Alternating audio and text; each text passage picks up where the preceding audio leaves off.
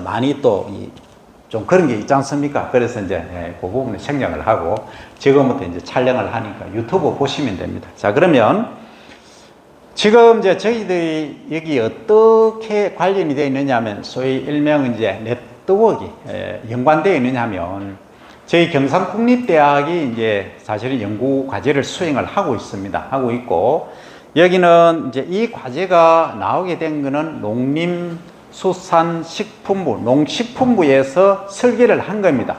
이거는 하지 않으면 안 된다. 그래서 이게 이제 국책 사업입니다. 국가 정책 사업으로 진행을 하고 있습니다. 그래서 전국에 10개 도에 진행을 하고 있습니다.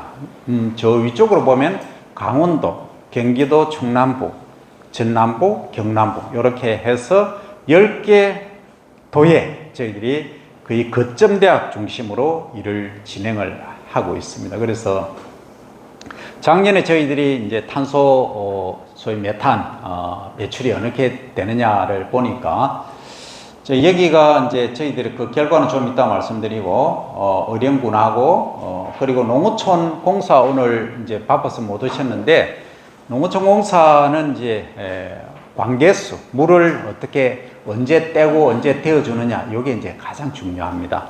그리고 이제 여기 참석해 주신 우리 농민 대표님들이 가장 중요합니다.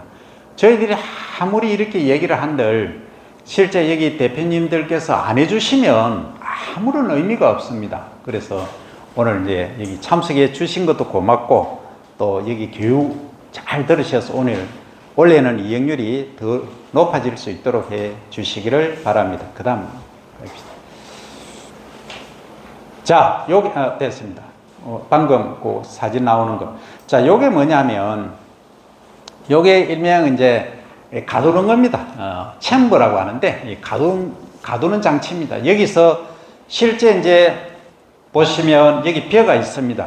이 배에서 이제 논에서 물을 담그고 또는 물을 담그지 않고 또는 2주간 물을 떼고 3주간 물을 떼고 4주간 물을 뗐을 때 이 메탄 발생이 어떻게 되느냐 해서 저희들이 이렇게 이제 포집을 하는 겁니다. 가스를 빼서 소위 이제 가스 크로마토그래피라고 하는 GC 가스 분석기가 있습니다. 그래서 그 분석을 하면은 이제 결과를 찾아냅니다. 자, 다음 가십시다.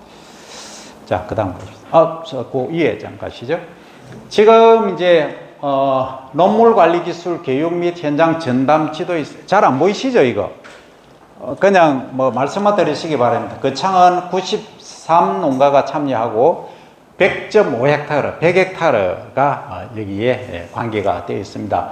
제가 지난번에 다녀왔는데 이 그 창에는 전봇대가 하나도 없습니다. 논에. 단지 전체가.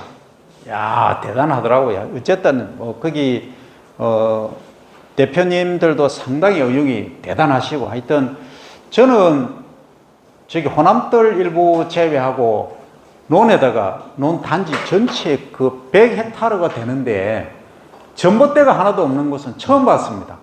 정말 대단하더라고요. 어쨌든 자, 다음 또 가입시다. 자, 예, 넘어가입시다. 자, 또 넘어가시고. 자, 넘어가입시다. 쭉 넘어가시고. 자, 넘어갑시다. 자, 지금 보시면은 이제 여기가 시범포가 설정이 되어 있습니다. 그 모잔들 앞에 오시면은 저희들이 입간판을 크게 만들어 놨습니다. 저탄소 농물 관리 시범포 뭐 이렇게 해서 해놨습니다. 나중에 또 나옵니다만. 자, 갑시다. 자, 요겁니다. 여기가 저희들이 실험을 하고 있는 구역이 되겠습니다. 시간이 나시면 꼭 한 번씩 들르셔가지고 한번 확인도 해 보시기 바랍니다. 어떻게 하고 있는지. 자, 요거는 우리 이 대표님께서 지금 비료 시험하는 방법이 되겠습니다. 예, 다음. 예, 그 전에 저희들은 이제 토양의 화학성이라든지 토양 특성까지 싹 조사를 다 했습니다. 자, 다음. 이렇게 이제 배가 자라고 있는데 여기 이제 케이지, 소위 챔버 안에서 이렇게 이제 배가 자라고 있는 모습입니다. 자, 이렇게 해서 저희들이 실험을 진행을 하고 있고 여기는 이제 물이 어느 정도 빠져가 있지 않습니까? 여기는 이제 물이 빠져 있는데, 자, 다음. 예, 다음. 그 다시 위로 한번 가보시죠. 자, 여기 어느 정도 되어야 되느냐 하면, 논의 손바닥이, 논바닥이 있으면 손가락이 쭉쭉 들어갈 정도로 소위 엉그림이 쫙쫙 가야 됩니다. 조금 실금이 가면 되겠지, 안 됩니다. 완전히 논이 갈라져야 됩니다. 그렇게 중간 낙수, 소위 중간 물때기를 꼭 이용해 주시기 바랍니다. 다음. 그럼 그 질문은 좀 이따 하시기 바랍니다. 자, 그러면 우리가 메탄 발생을 보니까 요게 이제 6월이고 7월 이렇게 진행되다 보니까 요게 이제 계속 물을 당분한 일명 상시담수, 물 욕심이 아주 많으신 경우에는 내 논에서 이렇게 지구를 덥게 하는 가스, 메탄가스를 많이 배출하고 있다. 이렇게 이해를 하시면 됩니다. 그러면은 내 세대만이 아닌 내 자식 세대, 내 손자 세대, 자손 만대에 걸려서 이 지구를 물려줘야 되는데 나중에 여기가 한 50도, 60도씩 돼버리는 상황이 되면은 어떻게 되겠습니까? 바닷가에 지금 남북극의 빙하, 빙산이 다 녹으면 해수면이 74m까지 높아집니다. 그러면 진주가 해발 고도가 얼마냐면 32m입니다. 다 잠겨버립니다. 그 정도로 극단적으로 제가 말씀을 드리지만 이러한 상태로 무방비로 가다가는 그렇게 안 간다 보장이 없습니다. 그래서 제가 극단적인 표현을 드립니다만 어쨌든 이렇게 가시면은 이건 이제 벼농사 짓지 마라 말이 바로 나옵니다. 바로 나옵니다. 그러면 극단적인 상황에서는 어떻게 합니까? 주곡 쌀은 절대 없앨 수가 없습니다. 반드시 지켜야 되고 유지를 해야 됩니다. 그러면은 이제 공무원들 중에 일부분이 이런 일을 하시겠죠. 자, 상시담수한 문은 물 전부 농어촌공사라든지 지하수라든지 이 물을 관계를 할 수 있는 차단 다 그 시기는 다 해버릴 겁니다. 강제적으로. 이거는 제가 예견컨대, 단언컨대 그렇게 됩니다. 만약에 이행이 안 된다면 그렇게까지라도 가지 않겠느냐 봅니다. 그러면 물떼기를 하니까 어떻습니까? 이 가스가 이만큼 적게 발생하는 겁니다. 그러니까 지구 온난화가 덜 된다. 이렇게 일을 하시면 되겠습니다. 이건 조금 복잡한 내용들이 있습니다. 자, 다음. 자, 그래서 이제 저희들이 보니까 자, 요게 좀 키울 수 없나요? 조금 더 키워보시죠. 예, 자, 이거부터 갈까요? 이게 설명이 안 돼 있긴 한데. 됐습니다. 요거부터 보입시다. 자, 저희들이 작년 조사한 결과인데, 논에 물을 계속된 것을 상시담수라고 합니다. 요겁니다. 자, 우리 벼 재배하실 때 보면 병 발생이 아주 많지 않습니까? 그럼 여기에 이제 잎집 무늬 마른병, 잎집이 갈변 또는 흑변하는 거 있지 않습니까? 이게 33% 정도 됩니다. 전체에서. 나머지는 어떻습니까? 거의 4%, 2%, 1% 이 정도입니다. 중간 물때기를 하니까. 이렇게 저하됩니다. 병 발생이 적다는 거죠. 그 다음에 또 흰빛 잎마른병, 흰빛 잎마른병은 주로 이제 태풍이라든지 이런 데에 의한 피해가 많기 때문에 이것은 큰 차이가 없습니다. 아주 미미합니다. 그 다음에 또 제일 겁나는 도열병입니다. 벼 도열병. 이거 한번 보십시오. 거의 60%가 도열병에 다 걸려버립니다. 나중에 한번 보시면은 엉망진창입니다. 절단 나 있습니다. 벼가. 자, 이렇게 이제 보시면 됩니다. 이 정도로 병 발생이 적다. 그리고 벼 이상마른병, 작년에 이 벼 이상마른병은 전국적으로 상당히 문제가 됐었습니다. 심각히 문제가 됐었죠. 그래서 여기도 보시면 AB 비슷하긴 해도 이게 조금 많은 쪽으로 되어 있고 이주 약해 걸려대기가 조금 높습니다만 통계적인 유의성은 거의 없습니다. 그 다음에 세균성 배알마른병. 자, 그 다음 요 멸구입니다. 벼 멸구, 애멸구도 있고 하지만 통칭해서 저희들이 멸구로 이렇게 보니까 1제곱미터, 가로 1m, 세로 1m, 그러니까 22포기 정도를 이렇게 해보니까 한 2.17마리가 있더라는 겁니다. 멸구가. 다른 데 비해서 많죠. 예, 높게 나타납니다. 그러니까 병하고 총 발생이 많습니다. 물을 계속 대해 놓으시면 이런 문제가 발생을 합니다.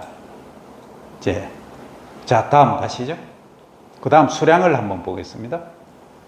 자, 그리고 우리 이제 농민 대표님들께서 가장 이제 관심이 많으신 수량입니다. 저는 수량에 큰 관심 없습니다. 지금은. 어쨌든 뭐 그 상세 말씀은 다음에 드리기로 하고, 상시 담수는 계속 물을 뗀 거고, 요거는 이제 저희들이 물을 뗀 겁니다. 자, 그러면 이삭수는 거의 비슷하죠. 다 A니까. 갖고 이삭당, 한 이삭당 알맹이 수입니다. 보통 많게 달리면 100개 정도, 보통 70개, 80개 정도밖에 안 됩니다. 실제 보시면. 그런데 어떻습니까? 요게 이제 조금 높죠, 그죠? 나머지는 거의 비슷합니다. 자, 그 다음에 등숙률 한번 보십시오. 등숙 비율. 이 보시면 제일 낮습니다. 알맹이가 제대로 안 찬다는 겁니다. 아까 도열병이라든지 벼멸구라든지 많이 발생했지 않습니까? 또 몽고병, 소위 입지 무늬마른병 많이 발생했죠. 그런 이유들이 여기에 포함됩니다. 그 다음에 또 중요한 게 현미 천립종입니다. 천알이 무게.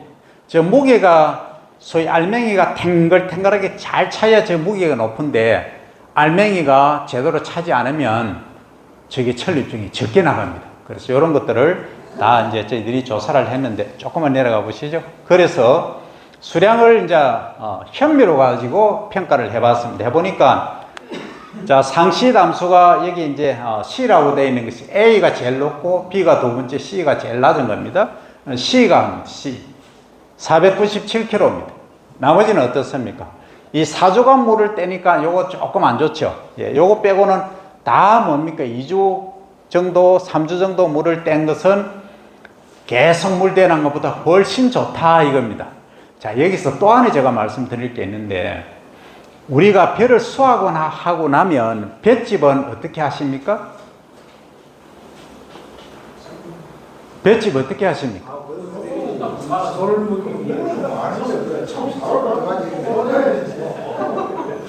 가만히 계시다가도 기회를 드리니까 엄청 말씀을 잘 하시네요.